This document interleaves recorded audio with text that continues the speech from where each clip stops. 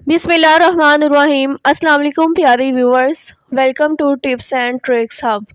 आज भी मैं आपके लिए बहुत ही ज़बरदस्त किस्म के टिप्स लेकर आई हूँ, जिनके ऊपर अगर आप अमल करेंगी तो ना सिर्फ अपने बहुत सारे पैसे बचा सकेंगी बल्कि बहुत सारा वक्त भी बचा सकेंगी और किचन में आने वाली छोटी छोटी प्रॉब्लम्स को भी आप बहुत इजीली सॉल्व कर पाएंगी। तो चलते हैं वीडियो की तरफ। वीडियो को फुल वॉच कीजिएगा और स्किप बिल्कुल ना कीजिएगा, ताकि आप इन यूज़फुल टिप्स से फ़ायदा उठा सकें। चलते हैं टिप नंबर 1 की तरफ। आज की मेरी टिप नंबर 1 इस तरह के सर्फ के पैकेट को लेके है। तो क्या होता है कि जब हम साइड से सर्फ का पैकेट खोलते हैं तो इसको हमें किसी स्पेसिफिक किसी बर्तन में डालना पड़ता है, किसी बाउल में, या कोई ख़ास जो है इसके अंदर किसी पाउच वगैरह में डालना पड़ता है। तो हम क्यों ना इसको ही पाउच बना लें।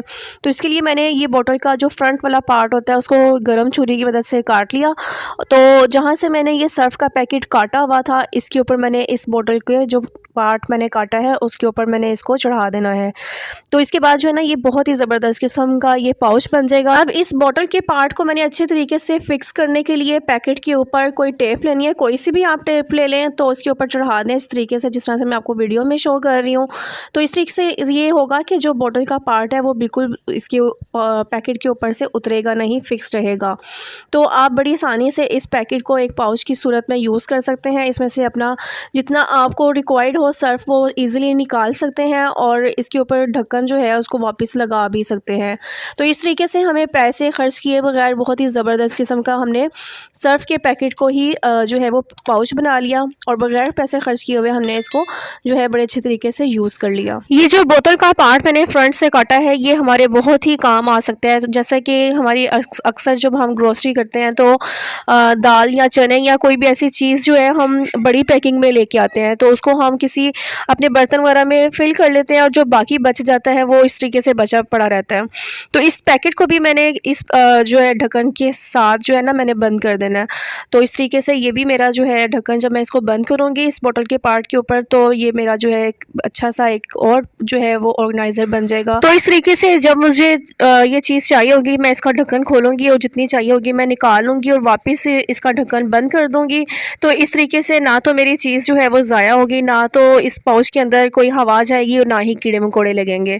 और इसको निकालते वक्त भी जो चीज़ें अक्सर हमारी गिरती हैं तो वो भी नहीं गिरेगी, क्योंकि इसका जो फ्रंट वाला पार्ट है वो बहुत ही छोटा सा है। तो बड़े आराम से जो चीज़ जितनी मुझे चाहिए होगी वो निकल आएगी। मेरी नेक्स्ट टिप इस ब्रेड के पैकेट को लेके है। तो अक्सर ऐसा होता है कि हम ब्रेड घर लेकर आते हैं तो यूज़ कर लेते हैं एक दफ़ा और जितनी बच जाती है वो हम इसको अच्छी तरीके से बाइंड कर देते हैं। लेकिन जब बड़े हों तो वो तो अच्छे तरीके से बाइंड कर लेते हैं या रबर बैंड लगा देते हैं, लेकिन अक्सर ऐसा होता है कि रबर बैंड टूट जाता है। तो बड़े जो हैं वो तो अच्छे तरीके से हवा निकाल के इसको बाइंड कर देते हैं, लेकिन छोटे बच्चों से इसको बाइंड करना मुश्किल हो जाता है। तो आज मैं आपको एक तरीका बताऊंगी जो कि बहुत ही आसान है। आप अपने बच्चों को सिखा सकते हैं कि जब भी वो ब्रेड यूज़ करें तो उस तरीके से ब्रेड को वापस रख दें। तो इस तरीके से ना तो हवा अंदर जाएगी ब्रेड के अंदर और ना ही ब्रेड ख़राब होगी। तो वो तरीका ये है कि ब्रेड में से अच्छी तरीके से हवा निकाल लें और ब्रेड को अच्छे तरीके से जो है ना, जिस तरह से मैं आपको वीडियो में शो कर रही हूँ, बल दे दें। तो इस तरीके से बल देने के बाद आपने ब्रेड के जो ऊपर वाला पार्ट है उसको आपने अच्छी तरीके से नीचे की तरफ ले आना है। तो इस तरीके से ब्रेड जो है वो एयर टाइट हो जाएगी, अंदर बिल्कुल भी हवा नहीं जाएगी और ना ही ब्रेड ख़राब होगी। तो इसी तरह से मैं एक और आपको टिप बताती हूँ कि आपने क्या करना है कि ब्रेड जितनी भी यूज़ कर ली हो आपने बाकी ब्रेड को हवा से बचाने के लिए कि ख़राब ना हो, तो आपने जो इसका पैकेट है उसको इस तरीके से, जिस तरह से मैं आपको वीडियो में शो कर रही हूँ, काट लें। तो इस तरीके से अगर आप इसको गिरा लगा के रखेंगे तो हवा बिल्कुल भी अंदर नहीं जाएगी और बहुत ईजी हो जाएगा ब्रेड को हवा से बचा के रखना और ख़राब होने से बचा लेना। तो ये छोटी छोटी सी टिप्स होती हैं जो कि हमारी बहुत सारी किचन की मुश्किलात को ख़त्म कर देती हैं और हमारे बहुत सारे पैसों की बचत भी कर देती हैं। तो चलिए, ब्रेड को हवा से बचाने के लिए मैं एक और टिप आपको बता देती हूँ। वो ये कि आपने यही बोतल का जो पार्ट काटा है उसको आपने ब्रेड के ऊपर चढ़ा लेना है। तो इस तरीके से भी हम हवा से ब्रेड को बचा सकते हैं। अगर हवा लगेगी तो हमारी ब्रेड जो है वो बहुत ज़्यादा सख्त किस्म की हो जाती है, जो कि खाने में भी अच्छी नहीं लगती और सेहत के लिए भी अच्छी चीज़ नहीं है।